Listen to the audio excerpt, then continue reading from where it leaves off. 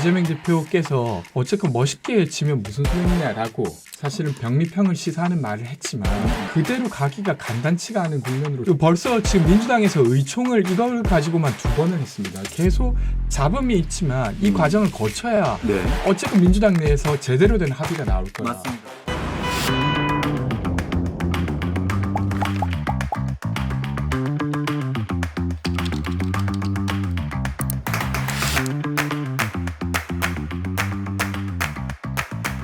다음 주제입니다. 내년 총선에 대해서 이야기해 봅시다. 비례대표제입니다. 네, 말 많은 비례대표제. 민주당의 입장은 뭘까요?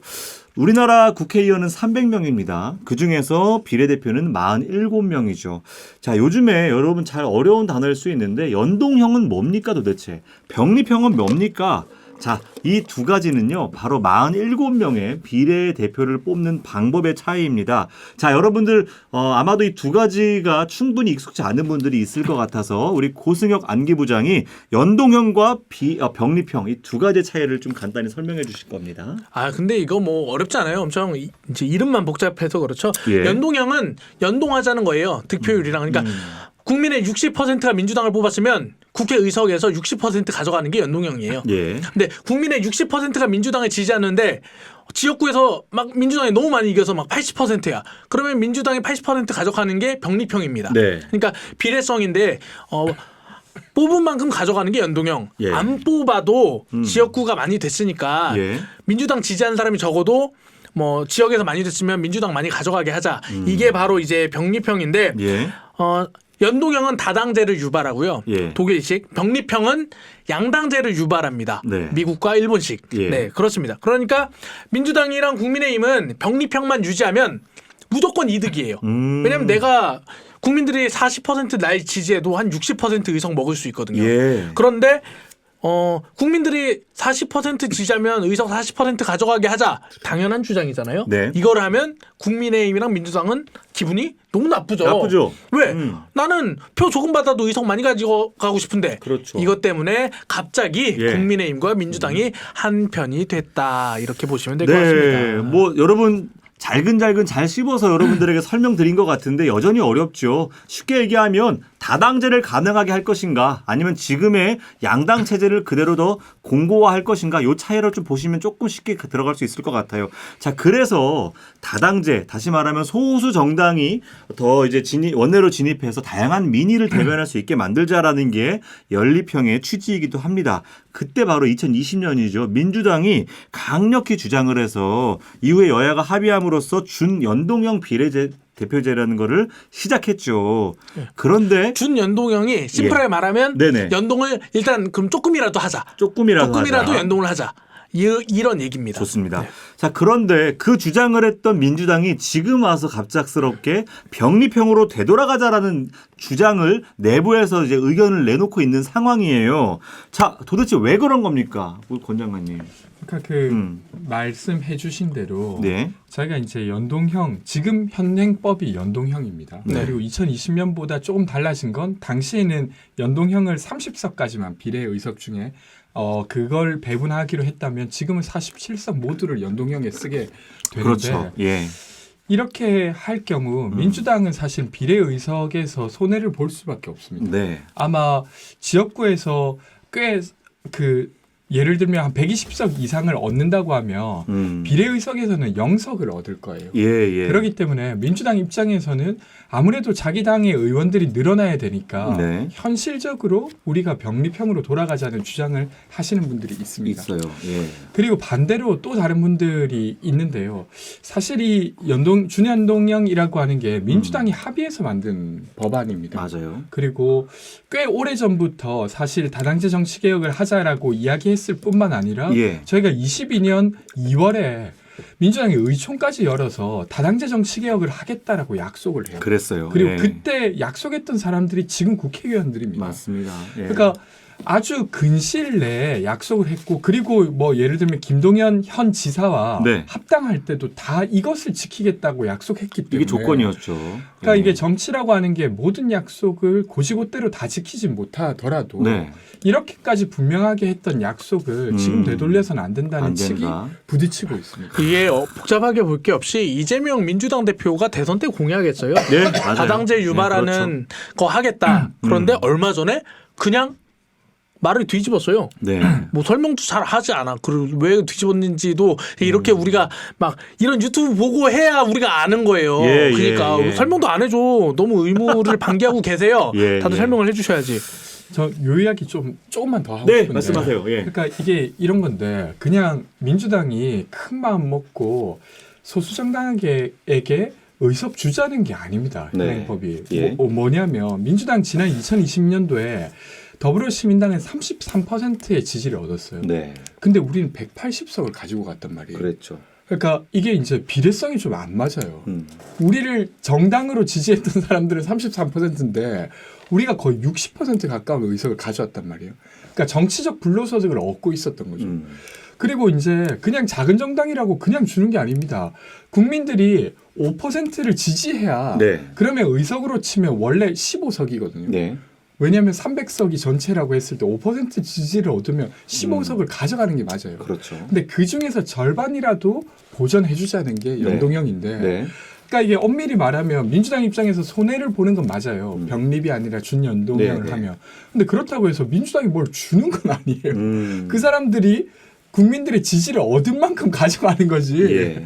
뭐 되게 상당히 양보한다 이렇게 볼 수는 없는 것이어서 저는 어쨌건 민주당이 정치적 불로소득을 내려놓을 거냐 말 거냐 그 기로에 있고 네. 그것이 현실적으로 불로소득이라 하더라도 쥐고 싶은 마음이 있는 건 당연하죠.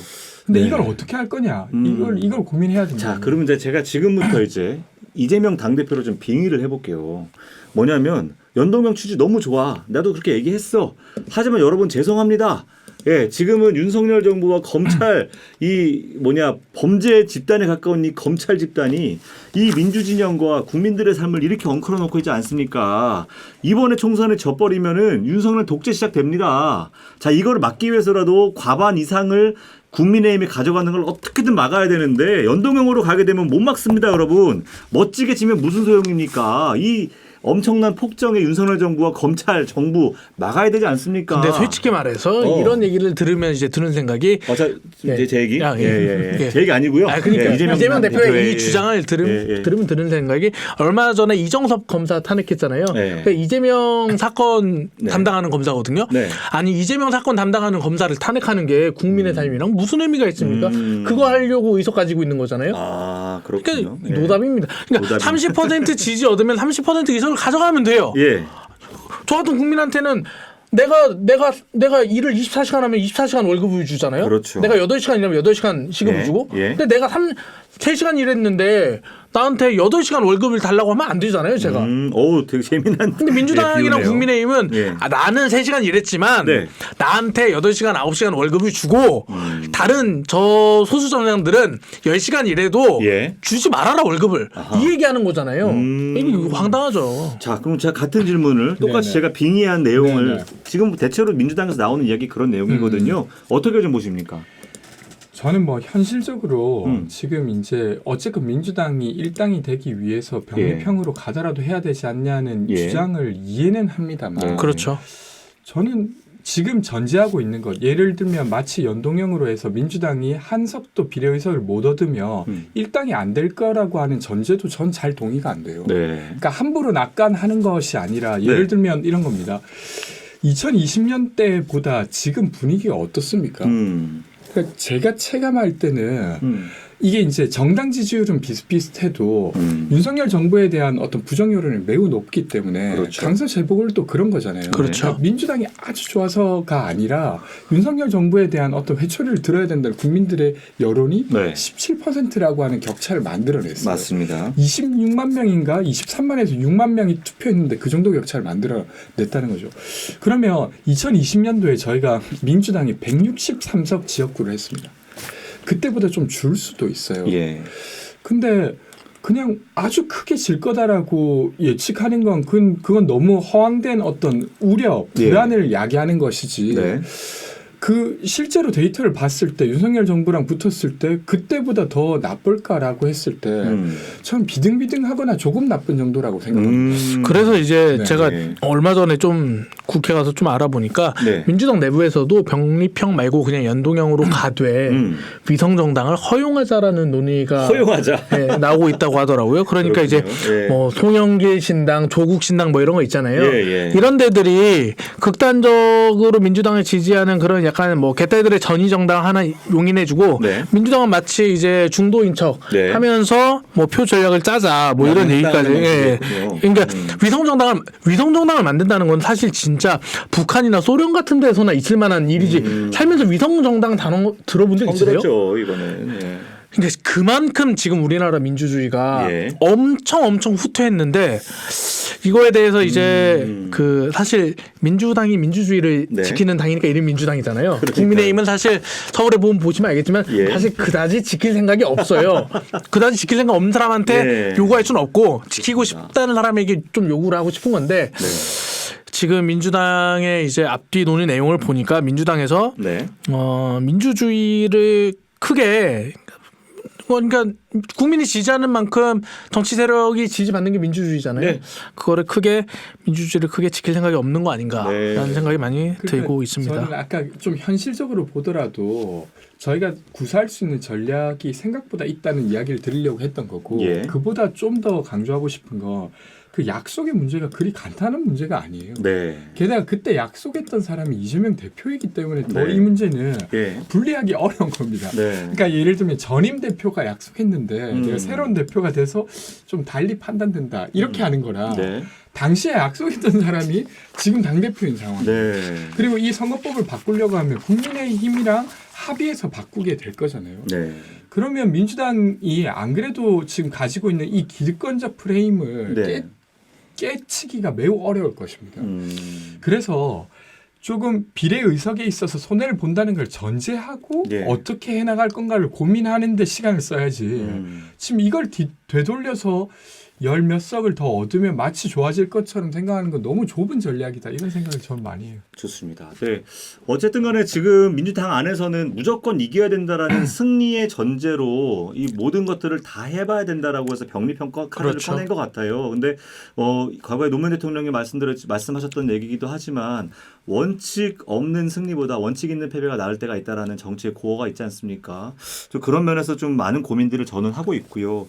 민주당 안에서도 어쨌든 간에 뭐요? 아니 저는 그러니까 이기고 싶으면 지지를 많이 받으면 돼요. 그렇죠. 선거제가 예. 어떻게 되든 지지 않을 수 있는 길일 수 지지를 안 있어요. 받으면서 이기고 싶으니까 이런 예. 이상한 생각들을 하는 건데 그냥 지지를 많이 받으세요. 그게 그렇게 어렵습니까? 그러니까 아까 전에 이제 권지웅 장관이 했던 말처럼 왜 그렇게 했는데 국민들이 우리를 지지 않을 거라고 생각해? 우리가 왜 일당이 못 될 거라고 전제를 하고 이걸 분석하지? 요거에 대한 고민들을 우리 같이 해봤으면 좋겠어요. 충분히 오히려 약속을 지키는 정당이 되었을 때 국민들은 이제 민주당은 좀 신뢰할만 하겠다라고 마음을 돌리실 수 있거든요. 더군다나 상대당의 윤석열 정부와 국힘에 대한 신뢰는 그 어느 때보다 나쁘기 때문에 모든 걸 패배를 전제로 하고 자꾸 이제 연립형을 보지 않았으면 좋겠다라는 생각이고 또 궁금한 건 이런 거예요. 지금 어쨌든 간에 김부겸 전 총리와 이낙연 전 총리가 갑자기 동시에 한 목소리를 냈어요. 예, 연동형 비례를 이어가야 된다. 예, 이 방향을 거스르면 안 된다. 거기에 플러스 75명인가요? 네. 국회의원들도 같은 목소리로 이제 병립형을 반대하기 시작했습니다. 네. 앞으로 당 상황 어떻게 될 것 같아요? 저는 이게 처음에는 이재명 대표와 지도부가 어느 정도 조금 진압을 하고 네. 병립으로 돌아갈 수 있다고 판단하셨던 것 같아요. 그래서 그 당시에 이제 처음에 이탄희 의원이 직을 던지겠다고 했을 때 되게 세게 반발이 나오거든요. 그렇죠. 근데 지금 오늘 이 시점까지 오게 되면 그냥 함부로 예측하기 어려운 국면으로 간 것 같아요. 네. 그러니까 이재명 대표께서 어쨌건 멋있게 지면 무슨 소용이냐라고 사실은 병립형을 시사하는 말을 했지만 그대로 가기가 간단치가 않은 국면으로 저는 가는 것 같고 벌써 지금 민주당에서 의총을 이걸 가지고만 2번을 했습니다. 저는 결론이 안 좋은 났죠. 일이라고 생각합니다. 예. 그냥 어느 지도부가 다 정리하는 것보다 계속 잡음이 있지만 이 과정을 거쳐야 네. 어쨌든 민주당 내에서 제대로 된 합의가 나올 거다. 맞습니다. 네. 그래서 조금 더 저는 지켜봐야 될 것 같고요. 조금 떨어져서 보면 민주당이 사실은 집권까지 하고 있는 정당이라고 보면 정치 생태계 전체에 대한 책임이 있어요. 네. 근데 21대 국회가 어땠습니까? 네. 그러니까 양당으로 그 미래통합당도 33%를 얻었고 더불어시민당 33%를 얻어서 이 두 당이 94%가 의석을 가져가요. 예. 근데 21대 국회 적대적 이분법 이상으로 아무것도 안 했어요. 그러니까 이게 논의 자체를 전혀 못하는 정치가 원래 막 논쟁하고 이견 가지고 오고 그걸로 또 떠들고 이런 공간인데 맞아요. 예. 그런 걸 서로 전혀 못했던 것에 대한 반성을 민주당이 좀 먼저 해야 된다. 중요한 그리고 지적이네요. 예. 분명히 그걸 국민들이 저는 지켜보고 있다고 생각합니다. 그러니까 이게 그러니까 그렇습니다. 그 문재인 대표가 당 대표일 때 네. 그 민주당 때문에 선거 다시 치르면 후보 안 낸다 그랬잖아요. 맞아요. 근데 이제 우리 이낙연 총리님 당 대표일 때 그냥 뭐 당원 당규 없애지 맞아요. 하고 예. 후보 냈잖아요. 그리고 이재명 대표 당 대표 할 때 또 당원 당규 없애가지고 이제 하니까 뭐 그거 가지고 이제 또 비명계는 또 공격하고. 근데 예. 저는 이런 거를 보면서 그러니까 친명계였던 비명계든 친문이든 아니든 그러니까 그냥 나한테 유리하면 뭐 당원 당규 뭐 없애버리지 고쳐버리지. 그러니까 원칙과 룰 자체를 내가 약속한 거를 지켜야 된다는 그런 아주 기초적인 항시 자체가 민주당 내부에서 좀 무너진 게 아닌가. 이게 좀 말을 했으면 근데 국민들 입장에서는 너무 황당하잖아요. 그렇게 네. 약속해서 뽑았는데 네. 상황이 안 돼서 안 지킨 거는 어쩔 수 없어요. 막 국민의힘이 반대해서 안 돼. 투쟁을 했는데 안 돼. 그걸 예. 뭐라고 하겠습니까? 근데 자기가 뒤집어 버리는 거를 너무 모두들 네. 아무렇지 않게 예. 하는 것 같아요. 중요한 지적입니다. 두 분의 공통된 얘기는 이거 같아요. 선거의 유불리에 따라서 국민 앞에 약속했던 것들을 쉽게 저버리는 정치 세력에게 국민은 손을 내밀지 않는다. 아니 요거- 그래서 예. 이기기라도 했으면 또 이해라도 해. 근데 뭐 이기지도 못하면서 아니 그러니까요. 결과적으로 진 거예요. 네. 국민은 손을 내밀지 않는다는 거예요.